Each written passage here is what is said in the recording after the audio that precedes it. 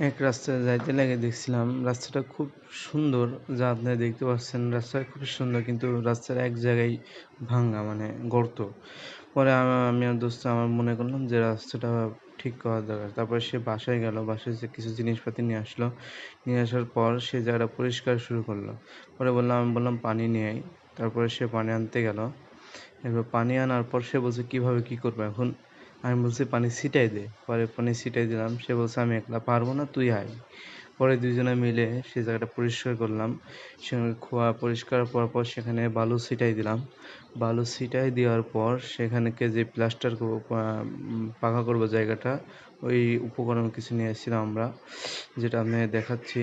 প্রথমে বালু নিয়ে এসেছিলাম, পরে আমি সেই জায়গাটা গোল করতে চেয়েছিলাম, কিন্তু আমাকে ধমক দিয়ে সেটা মানা করে দিল। পরে দেখতে পাচ্ছেন সিমেন্ট, এবার দুইটা মিক্স করলাম। মিক্স করার পর এবার সে গর্ত করলাম একটা। গর্ত করার পর সেখানে পানি ঢালবো। এবার পানি ঢালছি। পানি ঢালতে ঢালতে পানি শেষ। এখন আমাকে বলছে তুই পানি নাম। প্রথমবার পানি নিয়েছি, এবার তুই নিয়ে আয়। পরে আমি চলে গেলাম পানি আনতে।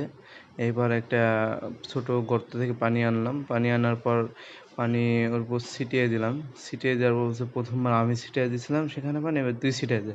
পরে আমি আর কি করব, আমিও পানি ছিটিয়ে দিয়ে সে বলছে দাঁড়া, এবার যে মশলাটা তৈরি করছে ঢালাইয়ের সেই জায়গাটা সেখানে দিয়ে দিলাম। পরে বলছে এবার তুই মালিশ কর।